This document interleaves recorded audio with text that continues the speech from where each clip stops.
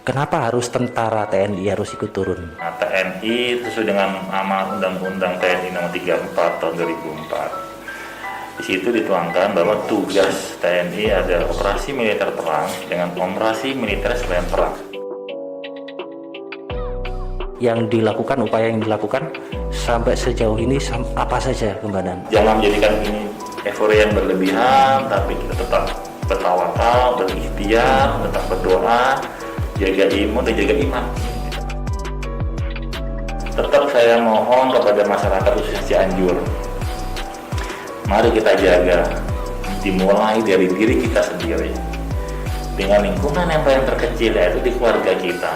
Jaga keluarga kita dan jaga diri kita sendiri.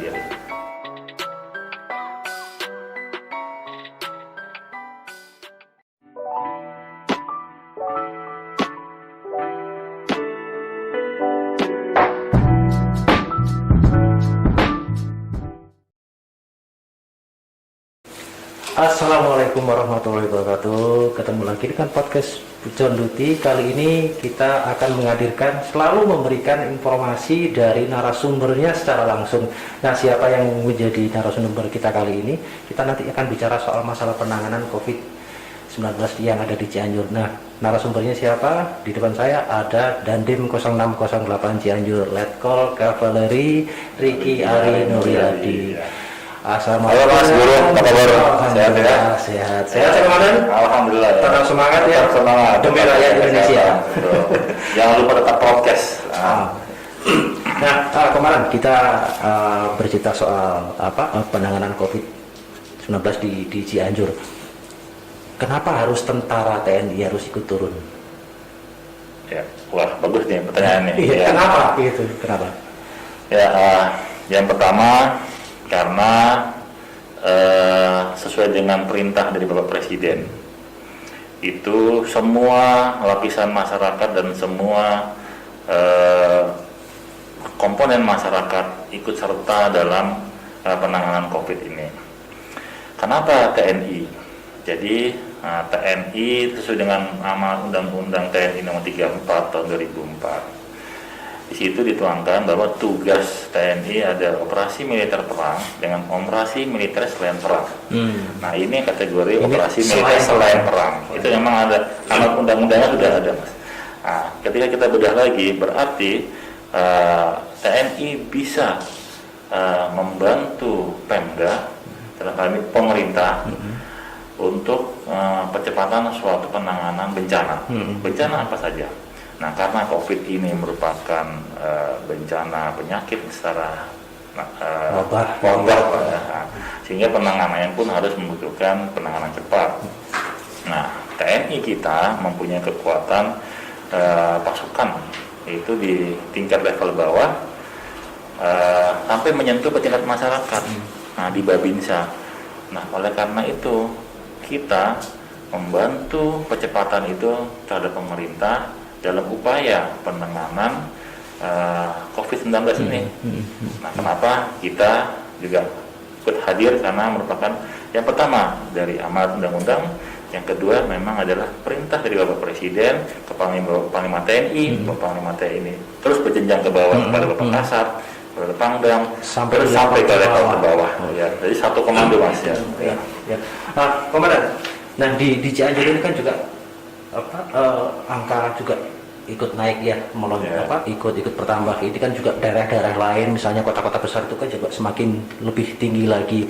Nah, yang dilakukan, upaya yang dilakukan sampai sejauh ini apa saja, Komandan? Ini kan sekarang ini kan juga PPKM darurat ini, Komandan.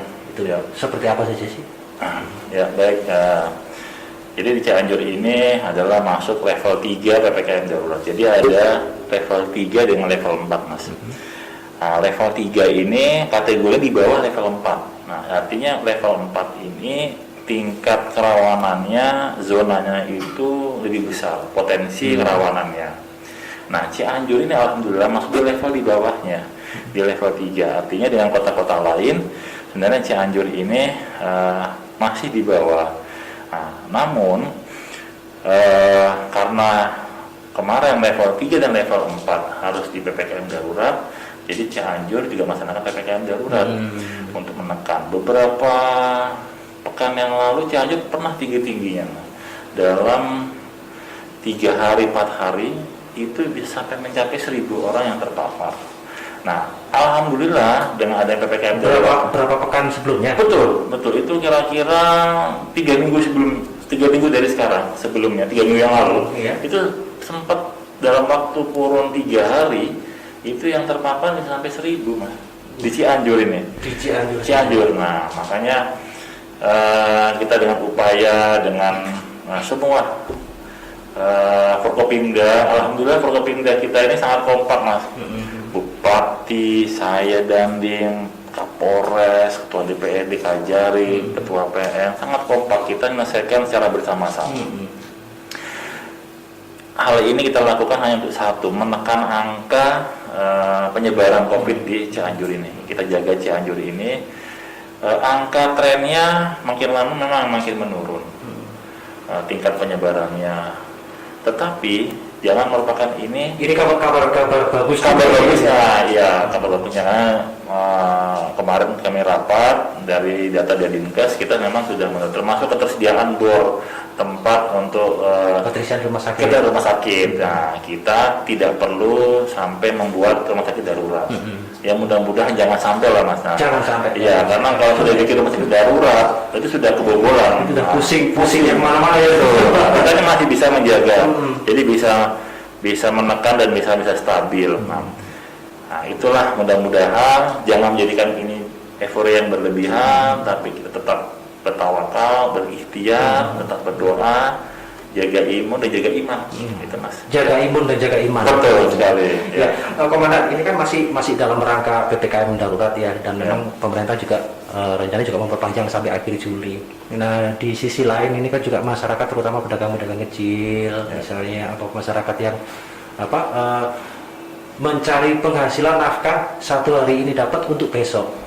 Nah, ini kan juga kondisi yang kadang-kala memang agak dua sisi mata pisau, berarti artinya PPKM darurat perlu dijalankan untuk menekan peredaran penularan COVID. Di sisi yang lain juga bahwa memang ada kondisi yang semacam itu.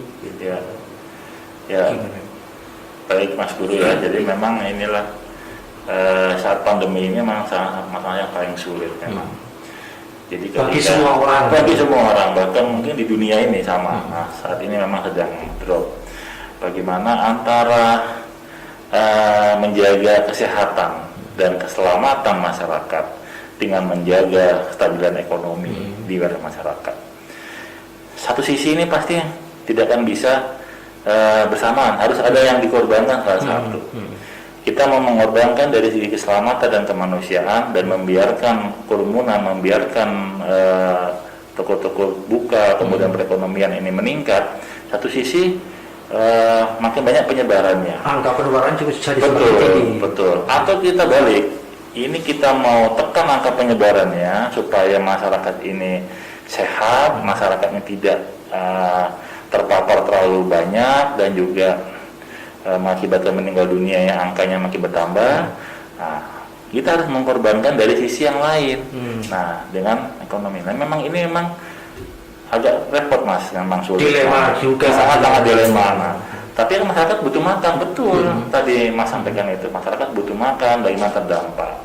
Nah, makanya solusinya sekarang pemerintah pusat dan pemerintah daerah ini juga sedang memberikan bantuan sosial bagi warga yang terdampak. Nah, sekarang inilah masa-masanya memberikan bantuan-bantuan sosial kepada masyarakat yang terdampak bagi prasejahtera. Saya juga turun ke bawah, juga nangis batin, Mas. Dalam hati saya ternyata juga saya melihat ada beberapa hari lalu saya ke pasar Pasir Hayam, ke pasar. Nah, itu kan ada terminal, kemudian ada pasar-pasar. Nah, saya, Pak Bupati, Forkopimda semua, Pak Kapolres, Pak Ketua DPRD, Pak Kajari, saya turun ke bawah.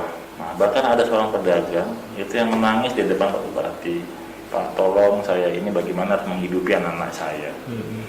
Memang terenyuh, sedih memang kita. Nah, tapi karena ini aturan ini memang kita tegakkan untuk menekan angka laju penyebarannya, ya mau nggak mau harus kita ambil risiko itu. Nah, mudah-mudahan ini Nah, kita berdoa semuanya supaya ini sudah bisa kita tekan laju penyebarannya, kita kendalikan bersama, masyarakat bisa kembali lagi hidup di era new normal. Amin. Belum normal, Belum normal. karena masih new normal, Masih menjelang. Ya, Komandan. Nah, ini kan ya karena memang tadi ya ini memang dilema dua sisi mata uang ya, dua sisi pisau, mata pisau tadi. Nah, tapi bagaimanapun ini kan sebenarnya juga misi penyelamatan sebenarnya. Betul. yang belum banyak difahami oleh masyarakat ya, bahwa ternyata memang yang sedang dilakukan oleh pemerintah ini adalah misi penyelamatan sebenarnya gitu kan. Nah, cuma memang kadang-kala itu kan ada saja masyarakat yang memang ada yang antipati, ada yang sampai sekarang bahkan ada yang tidak percaya sama COVID, tidak percaya sama vaksin macam-macam dan sebagainya. Padahal ini adalah misi menyelamatkan. Betul. Menyelamatkan kemanusiaan sebenarnya, Komandan gitu. Ya, jadi itulah memang kalau ada yang tidak percaya, atau ini percaya, itu kan hak pribadi masing-masing orang. Nah, bagaimana kita mengedukasi kepada masyarakat itu secara humanis. Jadi kita melaksanakan penegakan disiplin protokol kesehatan ini secara humanis. Artinya bagaimana kita juga melarang, kita memberikan edukasi, tapi dari sisi humanisnya mengena, supaya masyarakat ini juga bukan menjadi marah, bukan menjadi menyerang kita, tapi menerima. Oh iya betul. Nah, masyarakat pun sudah tahu, mungkin ada keluarganya yang terpapar, mungkin kerabatnya, sahabatnya, bahkan mohon maaf, mungkin ada yang sudah mendahului, meninggal dunia, bahkan teman saya, senior saya, keluarga saya, itu juga terpapar. Bahkan ada yang sudah mendahului meninggal dunia sama pada posisinya seperti ini. Nah, artinya semua orang merasakan semuanya. Ya, makanya apabila itu dibilang hoax, waduh sangat gimana ya, masa nggak bisa melihat situasi di lapangan ini, bagaimana merasakannya. Jadi tetap saya mohon kepada masyarakat khususnya Cianjur, mari kita jaga, dimulai dari diri kita sendiri, dengan lingkungan yang paling terkecil, yaitu di keluarga kita. Jaga keluarga kita dan jaga diri kita sendiri. Insya Allah mudah-mudahan dengan adanya aman di rumah saja ini untuk membatasi mobilitas masyarakat yang keluar pergi. Artinya paling tidak, meskipun tidak untuk diri saya sendiri, tapi paling tidak untuk keluarga saya, biar keluarga saya aman. Betul, gitu betul, ya. Sehat dan sebagainya keluarga saya itu ya. Kemudian, nah ini kan juga kemarin itu kan Presiden Jokowi juga sudah mencanangkan untuk memberikan bantuan ya. Bantuan itu kan ada bantuan sembako dan ada bantuan obat-obatan. Ya. Memang itu juga angkanya kan juga semakin tinggi, artinya juga yang tadi kemarin juga menyinggung tingkat keterisian rumah sakit juga sudah semakin tinggi, artinya untuk di wilayah perkotaan ya. Kalau Cianjur untungnya masih di level 3. Masih. Nah, tapi ternyata kan memang masih banyak masyarakat yang belum tahu, kemudian loh, Presiden Jokowi aja udah bagi-bagi sembako sama obat-obatan. Nah, gimana cara dapat apa saja sebenarnya yang ada di situ gitu. Gimana caranya bisa dapat itu, Komandan? Baik. Nah, hari ini tadi pemerintah daerah itu meluncing bantuan sosial bagi masyarakat berupa uang tunai dan sembako. Hari ini di hari Senin ini tanggal 19 Juli. Dan kami juga di Kodim juga meluncing untuk bantuan obat-obatan. Seperti apa itu, Pak? Nah, untuk obat-obatan, jadi seperti perintah dari Bapak Presiden, kalau Mas Guru mungkin melihat dan mendengar bahwa Presiden akan memberikan bantuan berupa bantuan sosial dengan bantuan obat-obatan. Percepatan obat-obatan ini menggunakan atau memerintahkan TNI untuk melaksanakan door-to-door-nya kepada masyarakat. Inginnya cepat, namun karena kita ini biasa cepat, perintah A itu langsung kita laksanakan, langsung ditawar-tawar. Nah, jadi memang Presiden dan pemerintah butuh kecepatan, karena masyarakat ini sangat butuh. Mas mungkin bisa melihat di media-media kemarin sempat hangat adanya warga yang hingga meninggal dunia di saat isolasi mandiri. Nah, itu membuat pemerintah dalam hal ini Presiden menginginkan obat-obatan harus cepat. Apa kendalanya? Oh, isolasi mandiri tanpa ada obat-obatan. Makanya hari ini tadi kita launchingkan ada 133 paket. 133 paket. Nah, untuk paket 2 dan 133 paket untuk paket 3.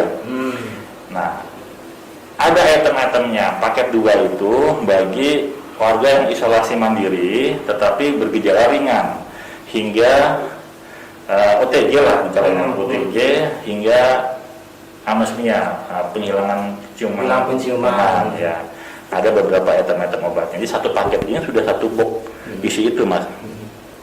Kemudian ada lagi paket 3 yang berisiko bergejalanya agak berat. Nah, harapannya supaya masyarakat yang lagi isolasi mandiri ini tidak keluar rumah lagi untuk mencari obat-obatan. Karena ketika dia keluar rumah, kan tingkat risikonya penyebarannya sangat besar. Dia ke apotek. Apotek ini tutup, apotek ini buka tapi tidak ada obat-obatannya. Pergi ke sini sangat nyari lagi. Itu kan makin berisiko. Nah, ini simpel aja, Mas. Jadi nanti kami sudah perintahkan kepada Damramil saya, kepada Babinsa saya, di data masyarakatnya yang isolasi mandiri. Berapa orang, nanti kita lihat skala prioritas, langsung obat itu dari Kodim langsung ke Koramil kita drop, Koramil langsung ke Babinsa, Babinsa langsung nganter ke rumah-rumah masyarakat. Nah, rumah-rumah masyarakat, ya tentunya broadcast, tidak bisa langsung masuk ke rumahnya, ya mungkin di depan pagar, ya digantung, Pak, Bu, ini adalah obat-obatannya. Nanti akan saya sampaikan jenis-jenis obat-obatnya. Boleh ya? Boleh. Ya. Seperti apa saja sih? Dan ini apa masyarakat juga butuh tahu ini kayaknya paket obat-obatannya itu apa saja itu yang didapat gitu. Ya, baik ya. Nah, ini ya. Jadi untuk paket 2 itu isinya yang gejala ringan tadi OTG. Yang gejala ringan OTG itu isinya adalah paracetamol tablet 500 mg. Kemudian yang kedua, tablet vitamin D 1000, kemudian ada zinc yang tablet 20 mg. Nah, ada vitamin C, itu isinya yang 500 mg. Kemudian nanti ada juga salah satu paket itu ada ivermectin. Itu tablet yang 12 ml, kemudian ada oseltamivir, tablet yang 75 mg. Nah, obat yang tadi sebutkan itu adalah kategori paket 2. Paket 2, ya. Itu yang OTG. Jadi begitu dapat satu box itu, Mas, satu orang. Nah, nanti silakan diminum. Di dalamnya juga ada berapa kali sehari minumnya, berapa sudah jelas ya, sudah sangat dimudahkan. Ini dari program dari pusat ini ya. Ada lagi paket 3. Nah, paket 3 yang isolasi mandiri tetapi sudah gejalanya sudah sedang hingga agak berat, Mas. Nah, itu isinya sama tadi paketnya, ada paracetamol yang 500 ml, kemudian ditambah lagi doxycycline kapsul yang 100 ml, kemudian ada lagi zinc yang tablet 20 ml, kemudian ada acetylcysteine. Nah, ini yang mungkin dokter yang lebih tahu, tapi ini saya bacakan aja. Vitamin D, nah, vitamin D delta ya, vitamin D 1000 IU, kemudian vitamin C 500 ml, kemudian adalah ivermectin tablet 12 mg, ada oseltamivir tablet 75 mg dalam satu paket itu. Jadi lebih dimudahkan, Mas. Nah, begitu. Ini sekarang lagi namanya gue Babinsa, jadi Babinsa lagi yang maju lagi ke dalam. Ya, kemarin itu kan yang terdata ya. Bagaimana masyarakat yang tidak terdata? Jadi artinya masyarakat yang misalnya saya kemarin kan juga menjalani isolasi mandiri juga, gitu. Dan saya juga tidak melapor. Artinya kalau saya merasakan punya gejala, ya sudah saya langsung isolasi mandiri. Dan alhamdulillah tidak sampai 1 minggu karena memang saya sudah 2 kali vaksin ya. Alhamdulillah.